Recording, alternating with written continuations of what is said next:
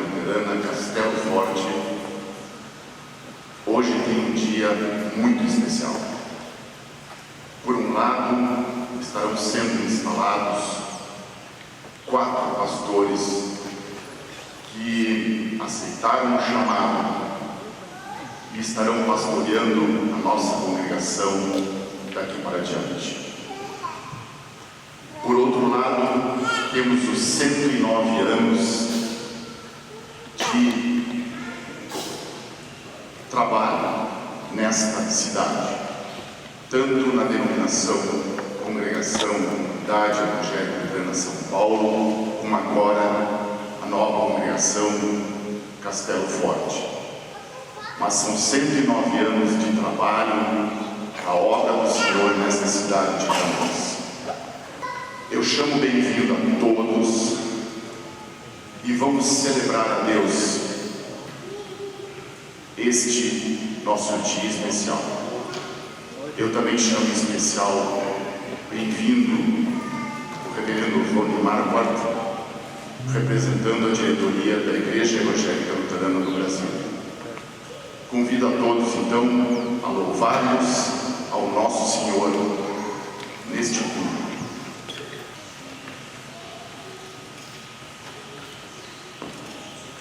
Queridos irmãos do Senhor Jesus, nós queremos saudar e chamar muito bem-vindos a todos os irmãos, representantes das nossas 4 capelas, que nos dão a honra de estarmos juntos nesta manhã, celebrando as razões que foram citadas já de gratidão a Deus.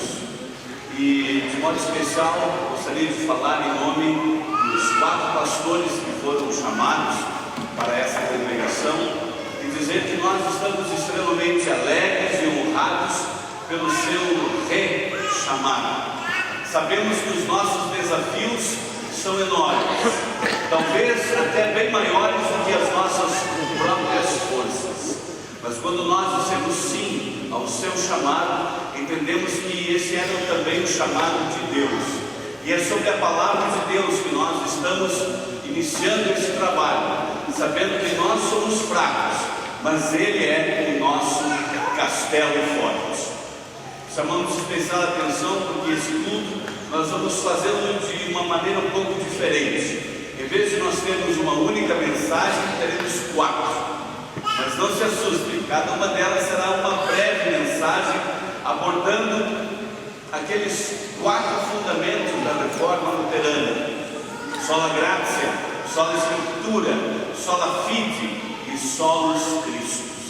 Quer dizer, somente pela graça, somente a Escritura, somente pela fé e somente Cristo. Sejam todos muito bem-vindos e que Deus abençoe ricamente esse momento de louvor. Nós queremos iniciar cantando ainda em pé, primeiro cântico. Que o Senhor esteja conosco. Amém.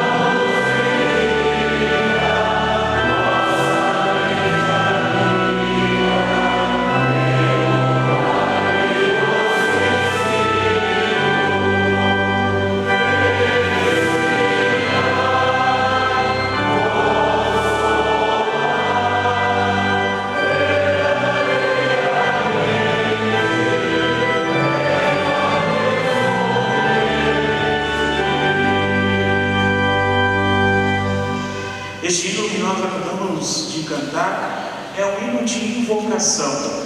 E nós iniciamos esse culto, então, invocando a presença de nosso Deus triuno. Em nome do Pai, do Filho e do Espírito Santo. Amém. Podemos nos sentar.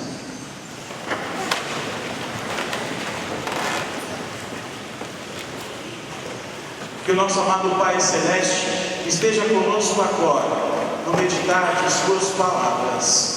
Amém.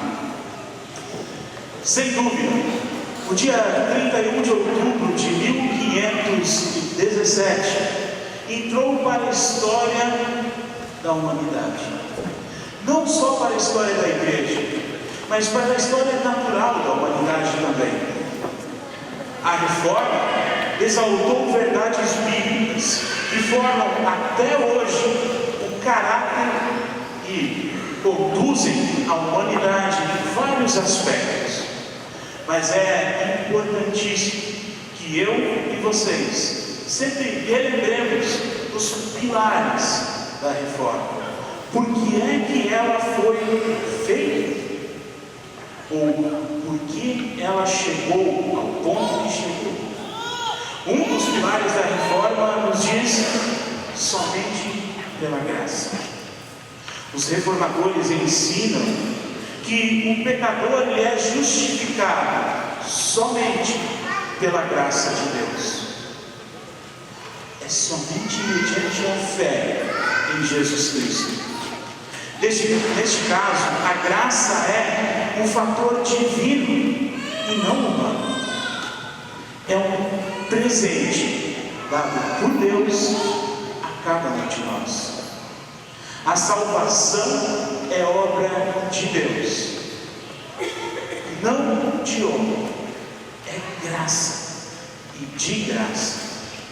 O apóstolo Paulo diz: pela graça sois salvos mediante a fé, e isto, a salvação, não vem de vós, mas é dom de Deus.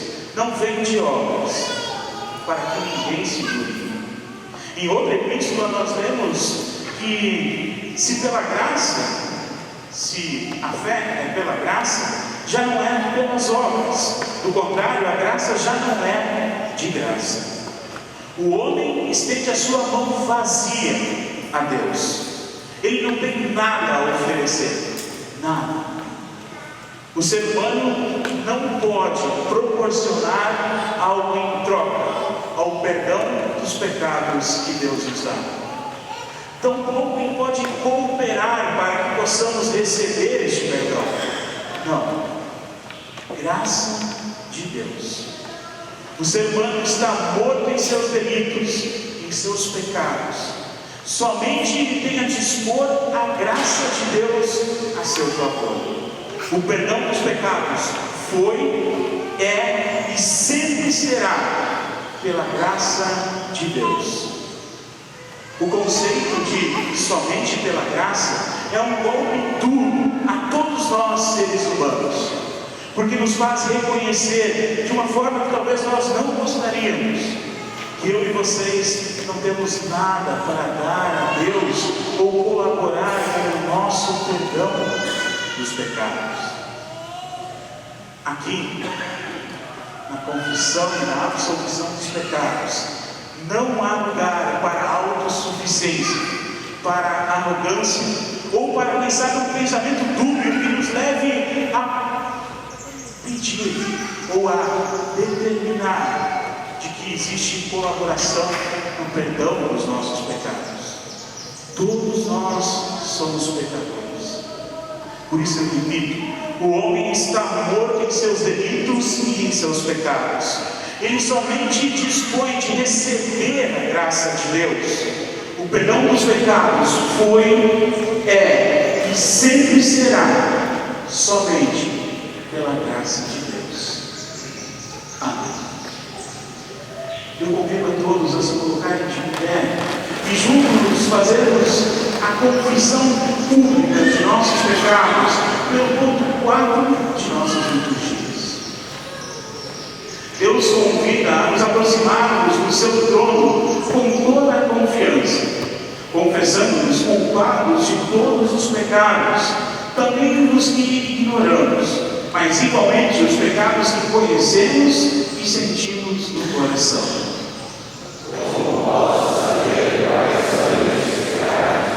Examina o teu estado à luz dos 10 mandamentos. Se és pai, mãe, filho, filha, patrão, patroa, empregado, se fosses desobediente, infiel, negligente, irado, licencioso, contencioso, se fizestes mal a alguém com palavras ou ações, se roubaste, desfuraste ou cometeste algum dano.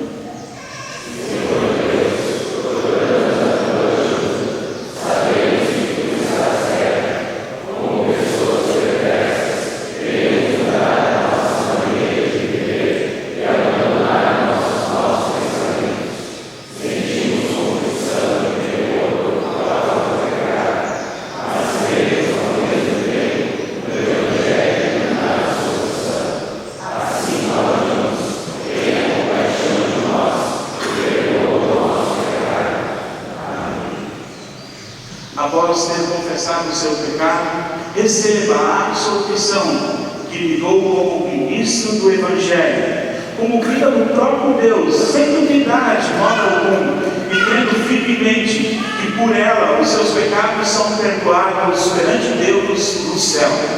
Em nome do Pai, e do Filho, e do Espírito Santo. Amém. Podeis vos sentar. E nós cantamos o hino Ninguém Tem Maior.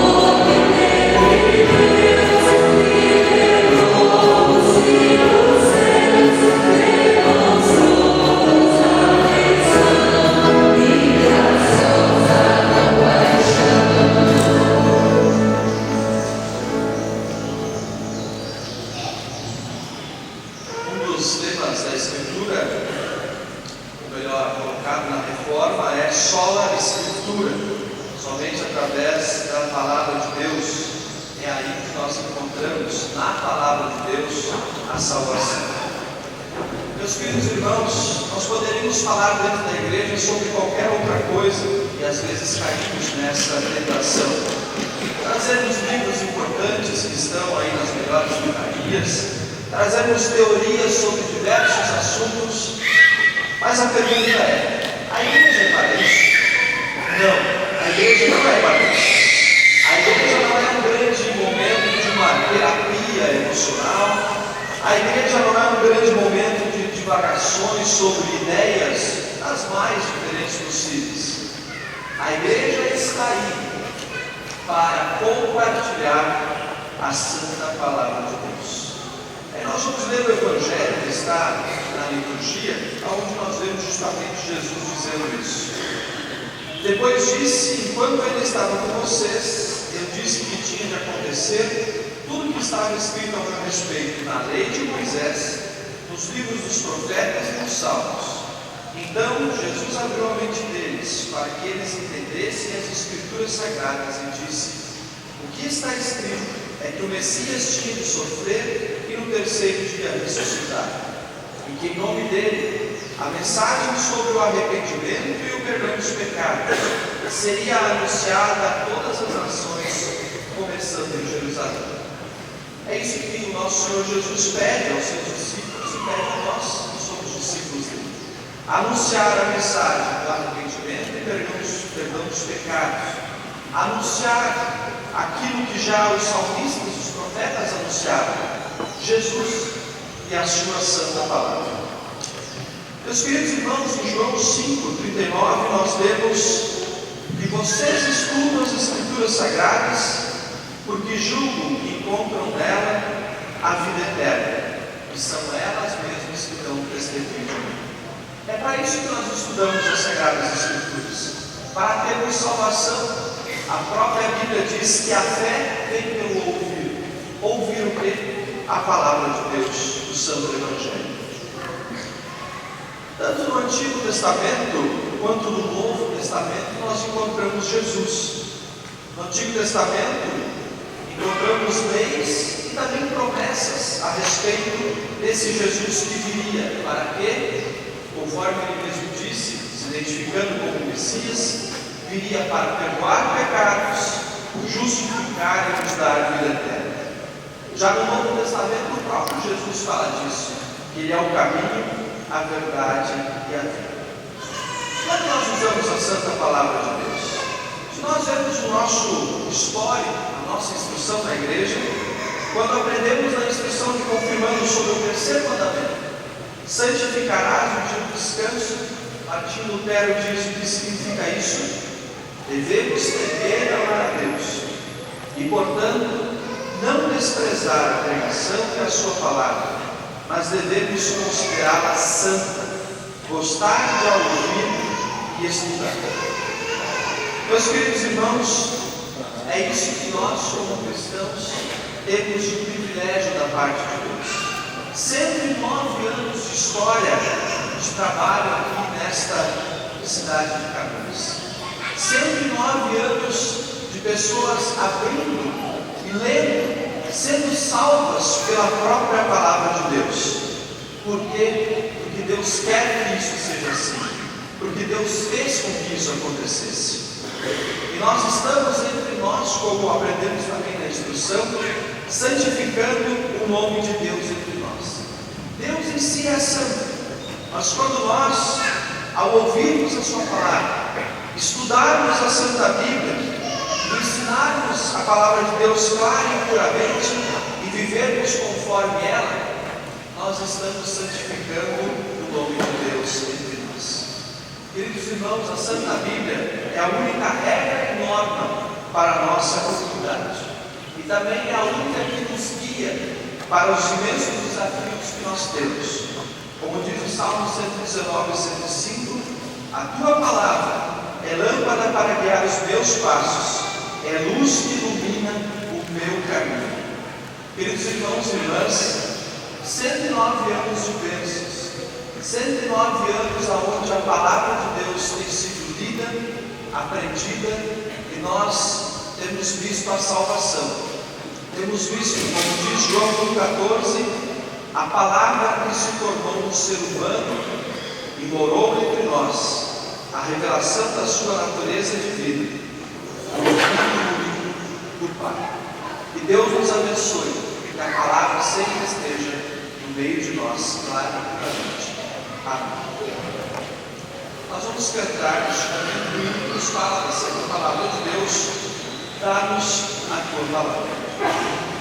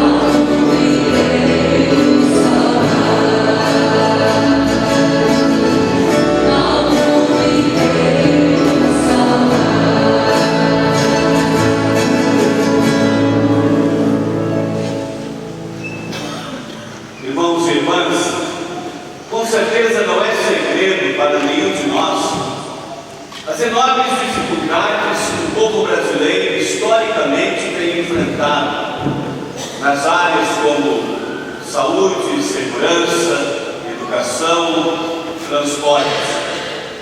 Muito embora haja pessoas muito otimistas que acham que a partir de amanhã tudo vai mudar, nós sabemos que isso não vai acontecer assim tão facilmente.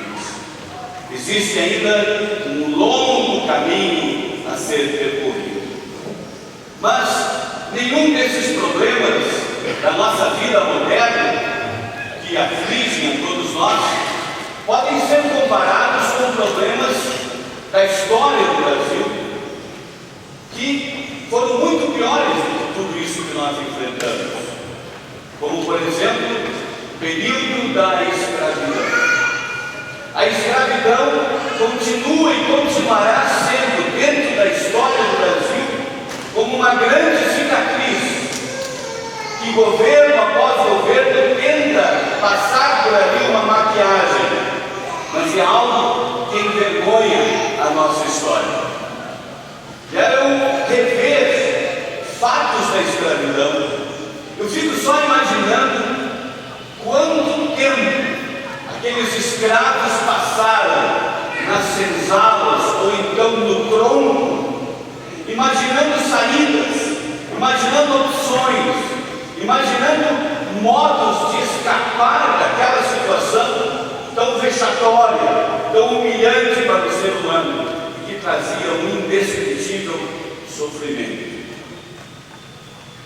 Mas eis que de repente surge um documento assinado pela maior autoridade do país, Princesa Isabel, que promulga a chamada Lei Áurea, a Lei de Ouro, que a partir daquela data declarava livres, totalmente livres, todos os escravos do Brasil. E diante desse ato realizado não pelos próprios escravos, mas realizado por outra pessoa, todos foram beneficiados. E aí nós poderíamos perguntar: o que ainda restaria para ser feito para que todos os escravos do Brasil pudessem agora usufruir dessa liberdade? E a resposta é qual? Nada. Absolutamente nada precisaria ser feito para que todos entrassem no gozo daquela liberdade, a não ser conhecer, ouvir a notícia e crer. Só isso. Estava ali. Martinho Lutero foi um homem que também durante muitos anos da sua vida viveu na escravidão. Mas não na escravidão do corpo, mas na escravidão da alma. Martinho Lutero vivia sob a escravidão que era exercida sobre ele e sobre os pecadores da época pela própria igreja. A igreja que exigia das pessoas ações e dedicação que ultrapassavam a capacidade de qualquer ser humano oferecer. Que era pior, se não se submetesse a essa legislação, a essas indicações da igreja que eram impossíveis para os homens, tais pessoas estavam excluídas da vida eterna. E em nada isso tudo, cumprido mesmo por Lutero, lhe trouxe qualquer paz no coração. Bem pelo contrário, continuava enchendo o seu coração do medo da condenação eterna por causa dos seus pecados. Tal como o escravo na senzala e no tronco, Lutero gastou muito tempo tentando imaginar uma solução para aquele problema que viesse libertá-lo do medo e daquele sofrimento espiritual indescritível. Mas foi também num documento assinado e confirmado pelo próprio Deus, que Martinho Lutero encontrou a liberdade. Nas Sagradas Escrituras, no livro de Deus, ele descobriu que a liberdade de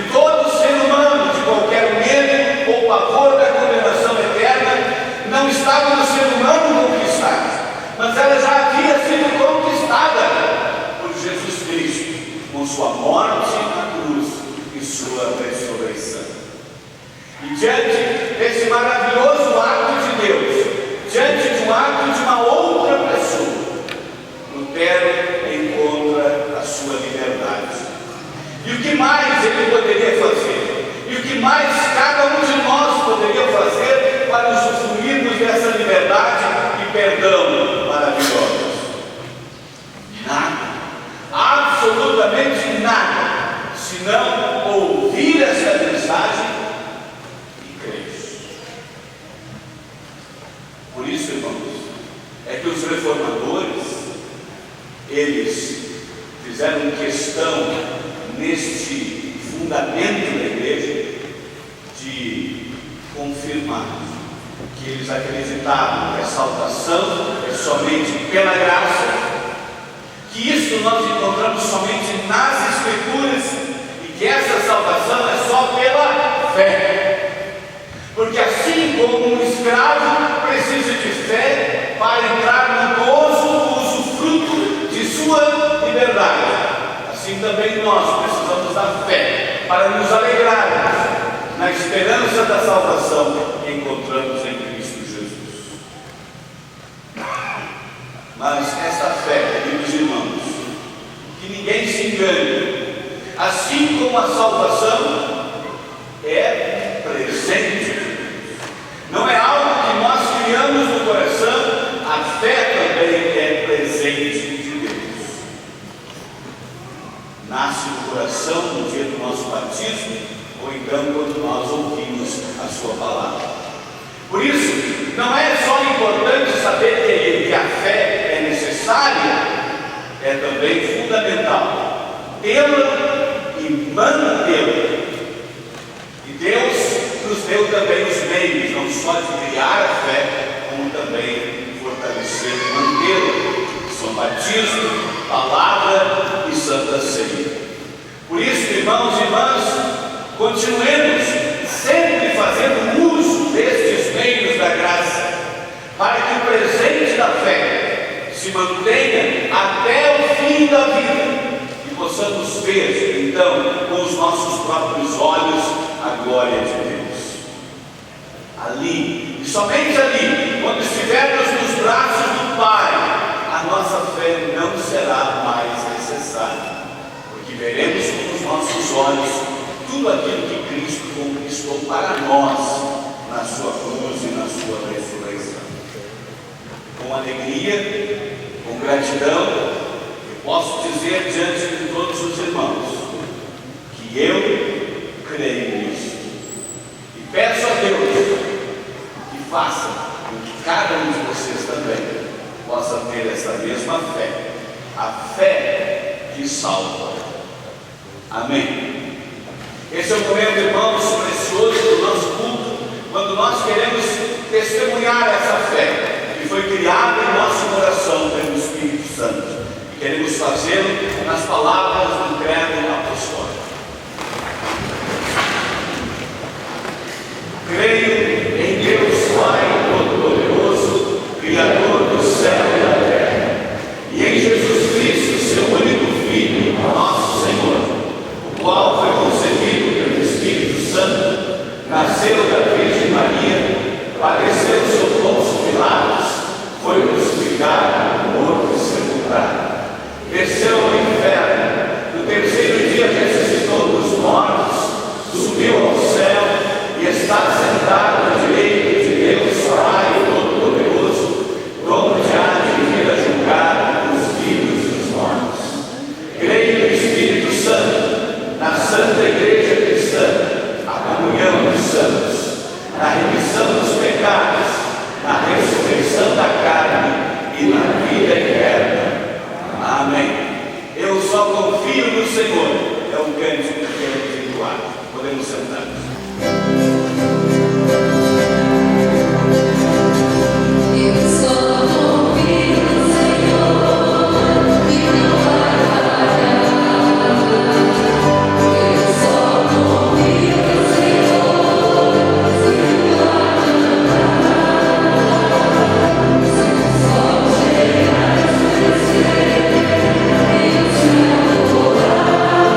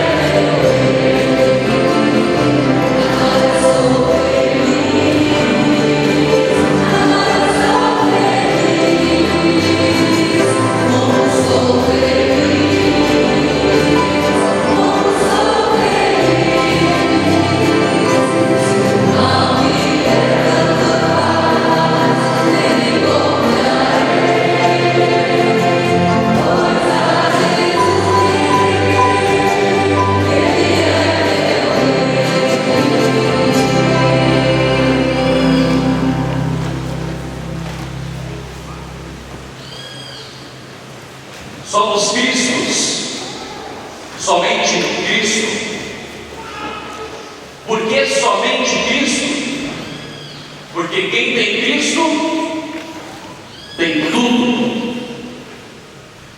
Vou contar uma história que talvez muitos já conheçam, onde um pintor muito famoso teve o seu filho chamado para servir no exército. Infelizmente esse filho veio a falecer.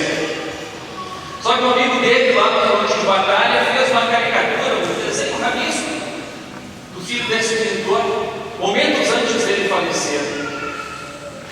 Então esse amigo vai dar a notícia ao pintor, ao pai. O pai fica muito triste, mas por outro lado fica consolado em ver, mesmo de uma forma não tão bonita, mesmo através de algum rabisco, a última caricatura do seu filho. Acontece que esse pintor tempos depois vem aparecer também. Ele deixa como herança, deixa para o leilão todos os seus quadros famosos, onde estavam lá muitas pessoas para comprar. Só que então o leiloeiro disse: olha, nós só vamos começar o leilão depois de nós leiloarmos o quadro O Filho. Porque esse pai havia feito uma moldura muito bonita daquele rabisco, daquela caricatura última do seu filho. Claro que ninguém queria aquele quadro. Aquele quadro não valia nada para ninguém. O leiloeiro disse: não vai começar se alguém comprar esse quadro. É quando o chofer disse: bom, eu dou 10 reais. Ok, dou-lhe uma, dou-lhe duas, dou-lhe três. Vendido para o chofer. Então, meus amigos, obrigado pela presença de todos. E está encerrado o leilão. Como assim encerrado? Nós nem começamos, tem quadros lindos e caríssimos aqui. Pois é, diz o leiloeiro, é que consta no testamento do pintor que quem comprar o quadro, o filho, leva todos os demais. Quem tem o filho, tem tudo. Quem tem Jesus, tem tudo que precisa. Afinal de contas, Jesus Cristo é o alfa e o ômega, o princípio e o fim. Jesus Cristo, Filho de Deus, é o nosso único intermediador entre nós e Deus. Se alguém quer ser salvo, deve crer nele de coração. Cristo é esse toque de Deus, com seu amor, com compaixão, vindo ao nosso encontro, se fazendo ser humano como um de nós, sentindo e sofrendo tudo aquilo que nós sentimos. O próprio Jesus vai dizer: eu estou no Pai e o Pai está em mim. Quem vê a mim, vê ao Pai. Quem tem o Filho, tem o Pai. Tem o Deus Espírito Santo. Quem tem o Filho, tem tudo. Vejam que Deus maravilhoso, que apesar da nossa desobediência, nosso Deus Criador provê um meio de salvação. E em Cristo nós podemos ver a sua graça, o seu perdão. Em Cristo nós temos o Verbo, a palavra que se fez carne. Em Cristo nós temos a certeza da salvação eterna. Assim como diz o apóstolo Paulo, é incomparavelmente melhor estar com Cristo. É muito melhor estar com Cristo. Também ele vai dizer: com Cristo eu posso vencer toda e qualquer situação. Com Cristo somos mais do que vencedores. Em Cristo nada poderá nos separar do amor de Deus. E agora, queridos irmãos, nós chegamos ao ápice do nosso culto, onde através da Santa Ceia nós estaremos tocando o corpo e no sangue de Jesus Cristo. Através da Santa Ceia estaremos recebendo todos os benefícios da morte de Cristo, a saber, o perdão, vida eterna e salvação. Meus queridos irmãos, esse é o momento do banquete celestial, ou banquete espiritual, onde todos os santos, ou seja, todos nós que cremos em Cristo, que cremos no Filho, céu e na terra. Estaremos nos reunindo todos ao mesmo tempo em torno de Cristo, tocando o mesmo Cristo. Quanta graça, quanto amor. Aqui na ceia de hoje vamos celebrar, e nesse momento iremos instituir a ceia do Senhor. Nós, a partir do momento em que nós distribuirmos o corpo e o sangue de Cristo, nós estaremos recebendo tudo aquilo que nós precisamos para a nossa vida, para o nosso corpo, para a nossa alma. Porque mais do que alimentar o corpo e o sangue de Cristo alimenta a nossa alma, o nosso espírito. Por quê? Porque quem tem Jesus tem tudo. Por isso que nós dizemos: só os Cristos, somente Cristo. Amém. Nosso Senhor Jesus Cristo, na noite em que foi traído, tomou o pão e, tendo dado graças, entregou aos seus discípulos, dizendo: tomai e comei, isto é o meu corpo que é dado por vós para a remissão dos pecados. Fazei isto em memória minha. Semelhantemente, também depois da ceia, tomou o cálice e, tendo dado graças, o entregou, dizendo: bebei todos deste. Este cálice é o Novo Testamento do meu sangue, que é dado e derramado por vós para a remissão de todos os vossos pecados. Fazei isso quantas vezes o beberdes, em memória minha. Agradecidos a Deus por tamanho presente, pelo seu amor, pela sua humildade, nós queremos cantar apenas a primeira estrofe do próximo hino amoroso e humilde servo.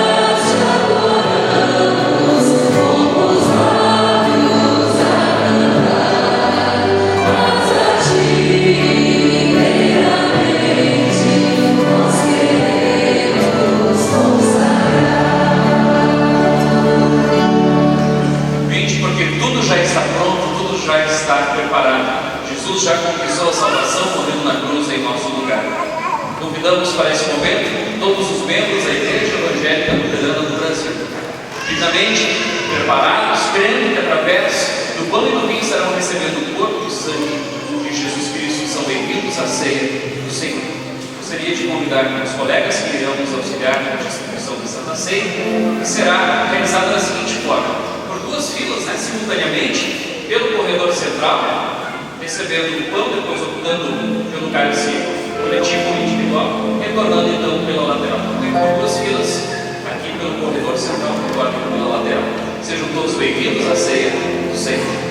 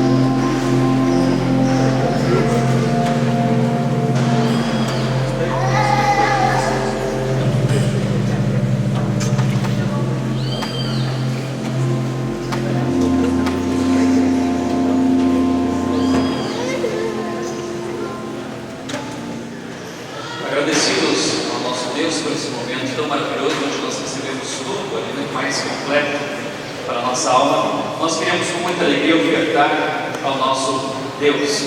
Lembrando que as ofertas são um privilégio dos membros dessa congregação. Aqueles que estão suscitando, se assim quiserem fazer, façam de livre e espontânea vontade.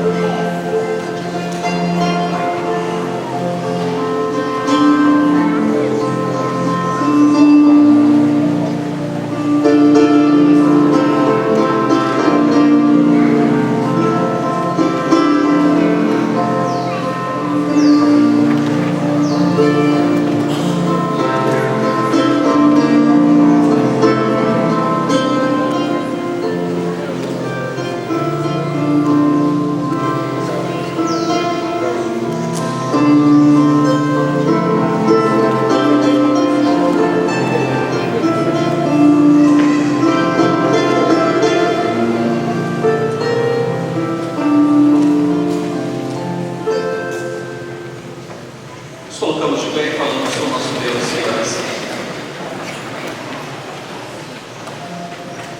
Realmente, bondoso Pai Celestial, estamos maravilhados, com corações transbordando de alegria por esse momento tão especial.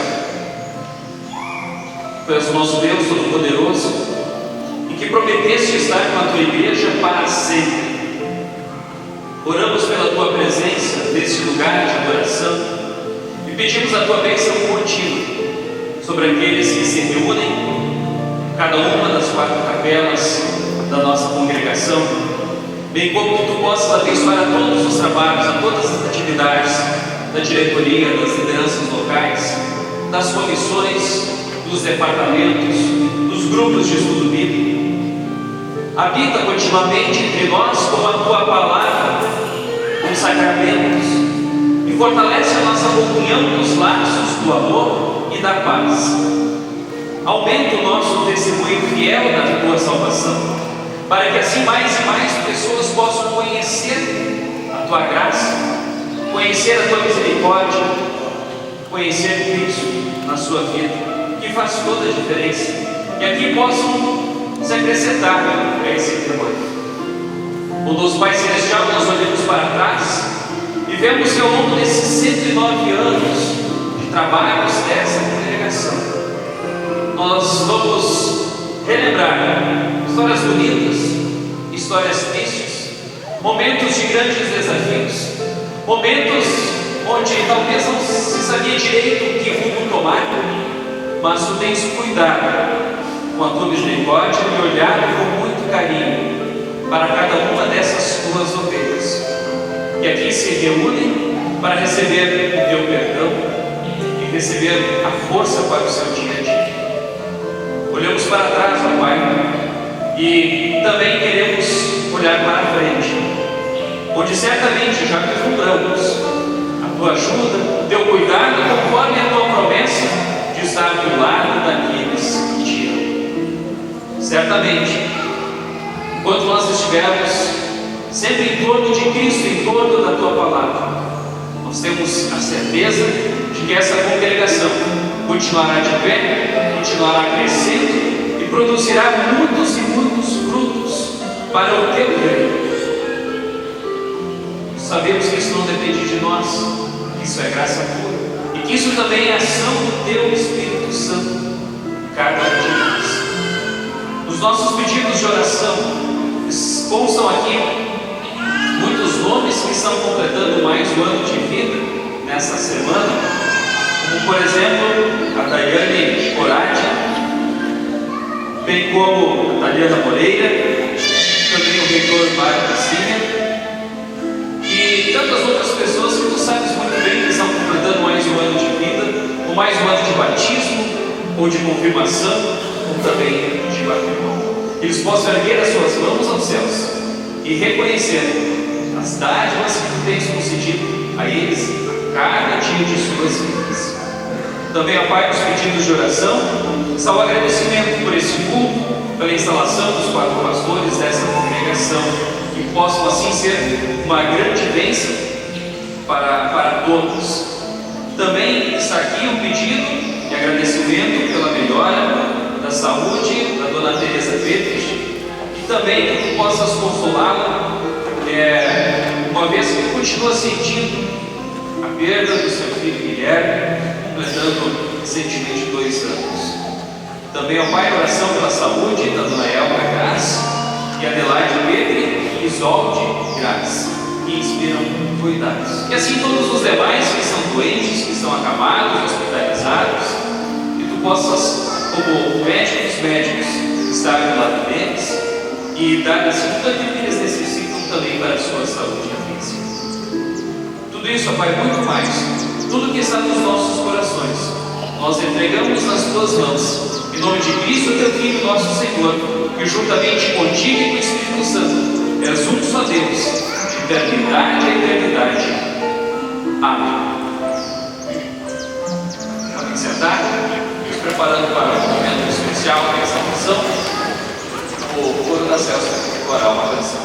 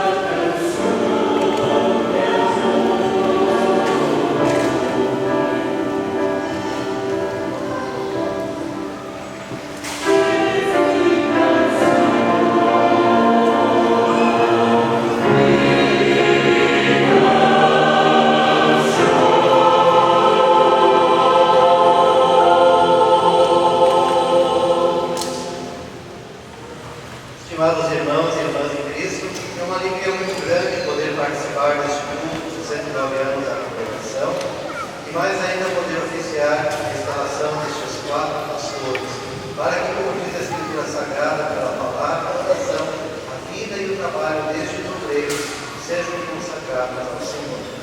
Por isso, convido os pastores aqui presentes que queiram participar deste momento de instalação, que se coloquem aqui ao meu lado para juntos oficiarmos essa cerimônia.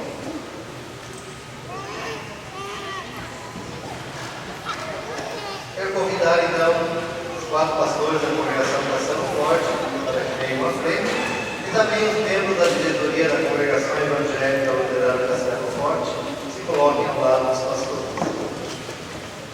Queridos pastores, Luiz Alberto Silveira dos Santos, Ângelo Ramon Keike, Marco Antônio Maia Jacobsen e Adilson Guilherme Magnas, uma vez que vocês aceitaram o chamado dessa congregação evangélica luterana Castelo Forte de Canoas, assumindo a responsabilidade deste rebanho de Cristo, é muito importante lembrar os sagrados deveres do ofício de vocês, a fim de que o realizem com fidelidade, conforme Deus espera. Como servos do Senhor Jesus na terra, é dever de vocês pregarem e ensinar a doutrina pura da palavra de Deus, ministrar os santos sacramentos conforme a ordem de Cristo, instruir as crianças e os jovens, admoestar os pecadores, ajudar os fracos na fé, ir atrás dos perdidos, confortar os aflitos, amparar os necessitados, visitar os doentes, consolar os abatidos, enfim, cuidar de todas as pessoas que me foram confiadas, sempre orando pelo bem-estar espiritual delas. Vocês devem ser dedicados no estudo particular e na meditação da palavra de Deus, cumprir o seu ofício de acordo com essa palavra, serem um bom exemplo na maneira de viver diante da família e de todas as pessoas, a fim de não causar escândalo e desonrar ou difamar o ministério. Diz o apóstolo Paulo: se alguém quer muito ser bispo na igreja, está desejando um trabalho excelente. O bispo ou pastor deve ser um homem que ninguém possa culpar de nada. Deve ter somente uma esposa, ser moderado, prudente e simples. Deve estar disposto a hospedar pessoas da sua casa e ter capacidade para ensinar. Não pode ser chegado ao vinho nem pequeno, mas deve ser pacífico e calmo. Não deve amar o dinheiro. Deve ser um bom chefe da sua própria família e saber educar os seus filhos de maneira que eles lhe obedeçam com todo o respeito. É necessário que o bispo seja respeitado pelos de fora da igreja, para que ninguém fique desmoralizado e não caia na armadilha do diabo. Essas recomendações devem ser levadas a sério, para que o ministério pastoral seja uma bênção para a igreja e também para esta congregação. Assim, é dever de vocês cumprir tudo que Deus pede, não por obrigação, mas motivados pelo amor de Deus que está em vocês e que os capacita igualmente a amar a Deus e ao próximo. Sejam fiéis com o dom que há em vocês e compartilhem com os seus ouvintes a boa notícia da salvação. Portanto, eu pergunto a vocês, na presença de Deus e desta congregação: vocês estão dispostos a assumir as responsabilidades desta congregação e a cumprir fielmente todos os deveres do ministério? Então respondam: estamos. Vocês estão resolvidos a pregar e ensinar a palavra de Deus em sua pureza, segundo as confissões da Igreja Luterana, e a valorizar e a respeitar os ensinamentos de nosso Senhor como uma vida cristã e exemplar? Então respondam: estamos.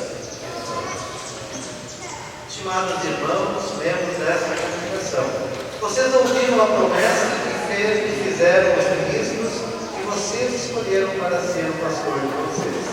Portanto, admoestem e aconselhem com firmeza, para que, como membros do corpo de Cristo, os recebam como tal, obedecendo ao que a palavra de Deus pede a vocês. Ouçam com atenção a pregação da palavra de Deus, recebendo-a não como palavra de homens, mas como ela é, a palavra de Deus. Auxiliem o pastor de vocês em todo o trabalho da igreja, reconhecendo e usando os dons que cada um recebeu de Deus. Amem conforme a recomendação do apóstolo Paulo, que diz: respeitem os que trabalham entre vocês, aqueles que o Senhor escolheu para guiá-los e ensiná-los. Tratem essas pessoas com maior respeito e amor por causa do trabalho que fazem.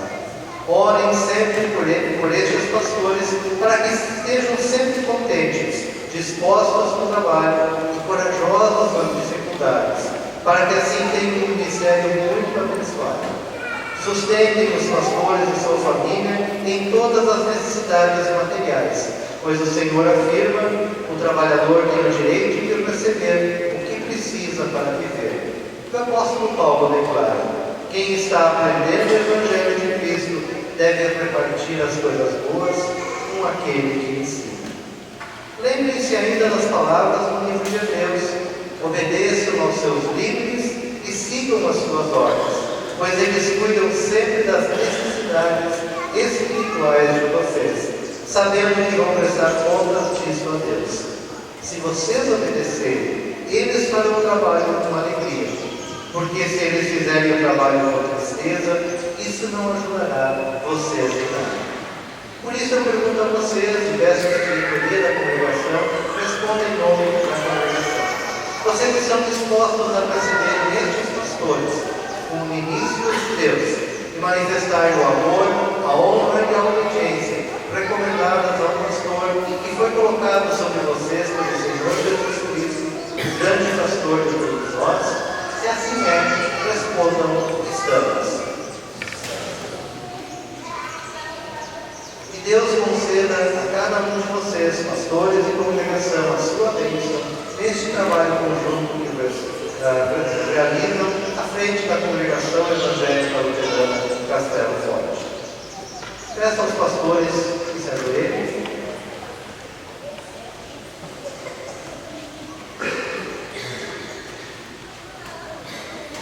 Prezados irmãos, em virtude do chamado de vocês, e conforme o costume da Igreja, na qualidade de vice-presidente de ensino da IELB, com a devida autorização do presidente da Igreja Evangélica Luterana do Brasil, eu instalo vocês como pastores desta congregação, em nome do Pai, do Filho e do Espírito Santo.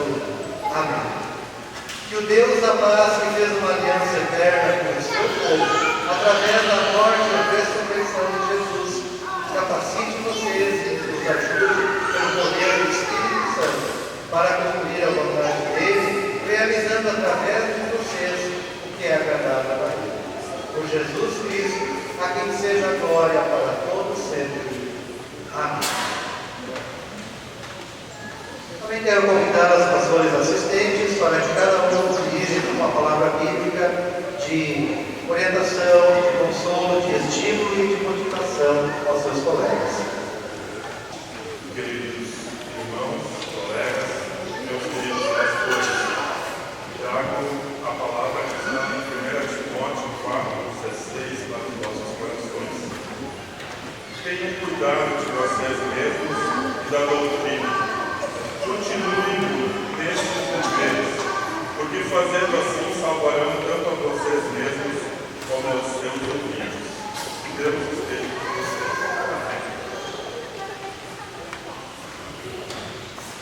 Queridos colegas, pastor Luiz, pastor Danilo, pastor Marcos,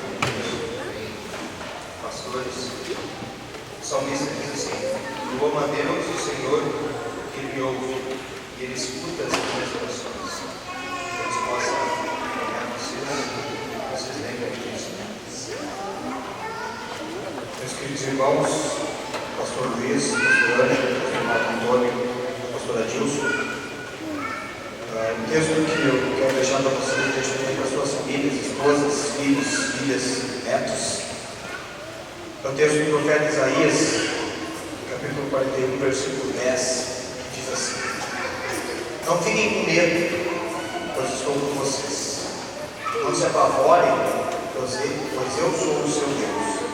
Eu lhes dou forças e os ajudo, e os protejo com a minha fatia. Deus esteja presente e orientando a vida de vocês. Estimados colegas, Deus deu um privilégio para vocês de conduzir seu povo querido, essas ovelhas queridas. E a minha palavra para vocês é o Salmo 105, que diz assim: os que confiam no Senhor são como o monte de Sião, que não se abala. Ele permanece firme para sempre.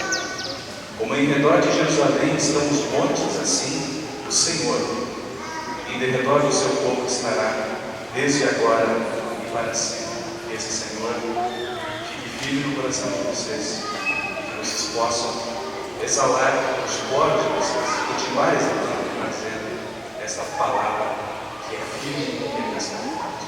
Deus abençoe vocês.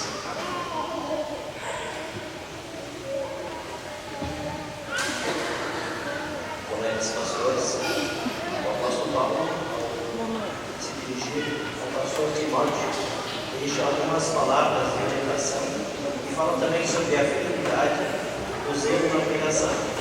Na sua segunda carta, no capítulo 4, versículo 2, ele diz: prega a palavra ilícita, quer seja oportuno, quer não. Corrige, repreende, exorta com toda a longanimidade. Que Deus nos abençoe nessa tarde. Meus colegas, Josué estava prestes a assumir o trabalho. Ele precisava dar continuidade ao trabalho de Moisés, grande profeta e líder. Ele estava sendo instalado e dando palavras de ânimo. Moisés diz a este seu servo, seu amigo e sucessor: palavras que eu quero dizer a vocês. Sejam fortes e corajosos, não fiquem desanimados nem tenham medo, porque eu, o Senhor, seu Deus, estarei com vocês em qualquer lugar para onde vocês forem. Que Deus os abençoe nessa caminhada.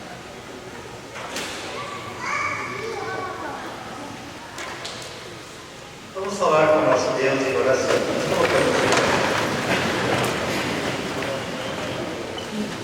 Senhor Jesus, eterno e único Filho de Deus, nosso amado Salvador, agradecemos-te imensamente por ofereceres à Igreja pastores que anunciam o teu Evangelho. Louvamos-te especialmente por enviares os pastores Gilson, Ângelo, Luiz e Marco a essa congregação evangélica luterana Castelo Forte, concedendo aos seus membros este grande privilégio. Pedimos que a tua bênção, como já esteve com eles presente até este momento, continue constante sobre os pastores e sobre todas as famílias do teu rebanho, a fim de que possam trabalhar em harmonia e dedicação, conservando a todos na fé e em vida cristã, para que ao final alcancem com todos os cristãos a vida eterna nos céus. Amém. Em conjunto queremos orar o Pai Nosso e convido os pastores a fazermos esta oração com a imposição das mãos. Pai nosso que estás no céu, santificado seja o teu nome. Venha o teu reino, seja feita a tua vontade, assim na terra como no céu. O pão nosso de cada dia nos dá hoje, e perdoa-nos as nossas dívidas, assim como nós também perdoamos aos nossos devedores. E não nos deixes cair em tentação, mas livra-nos do mal, pois teu é o reino, o poder e a glória para sempre. Amém.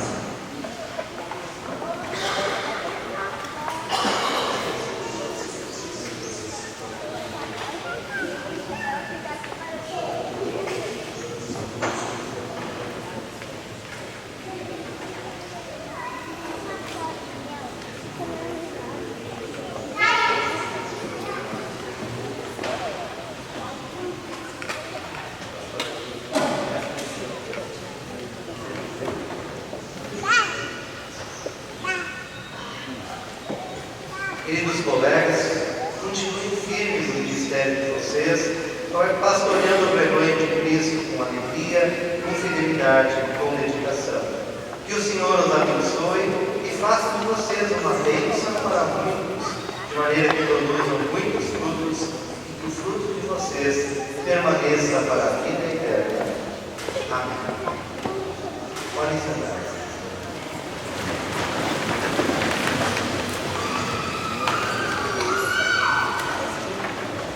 Convido então todos os pastores a em conjunto proferirmos a bênção sobre a congregação neste final de culto.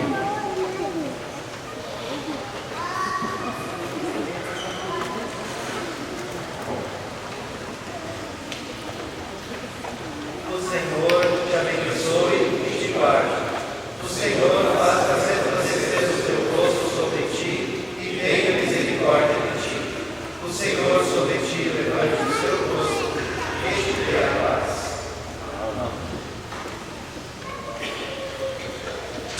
Obrigado a todos. Passo a palavra então aos pastores, ao presidente da congregação.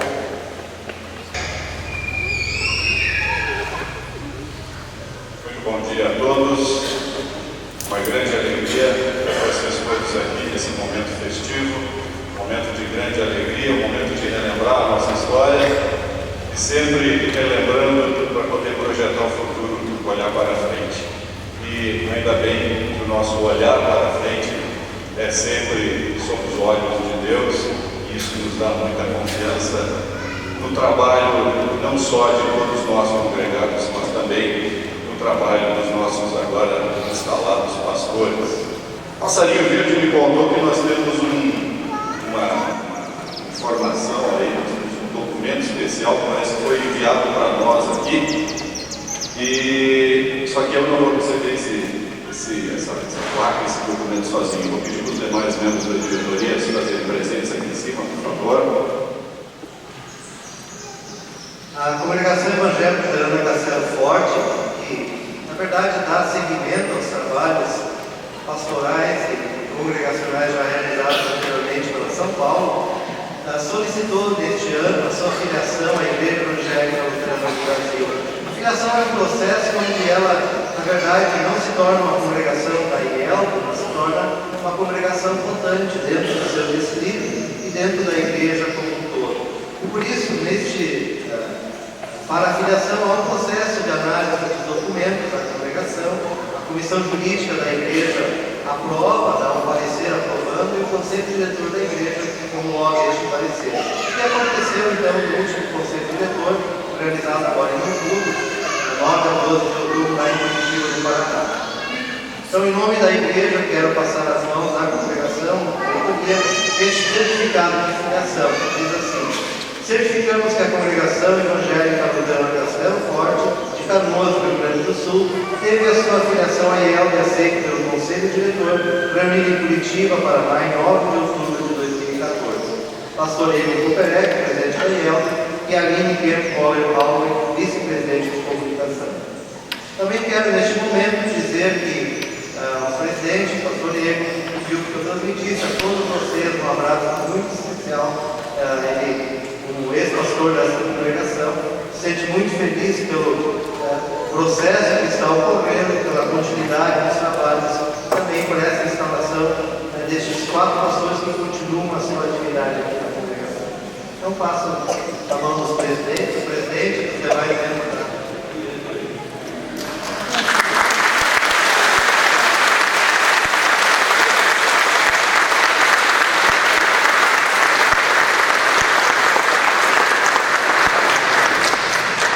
Obrigado, pastor. Façamos agora jus a esse crédito, a esse direito que a IEL nos dá através desse certificado. E lembrando que o nosso culto, ele é o nosso momento de louvor e de adoração, e que hoje, por ser um momento festivo também, após o culto nós continuaremos nosso momento, nosso dia especial lá no Alto Crioulo,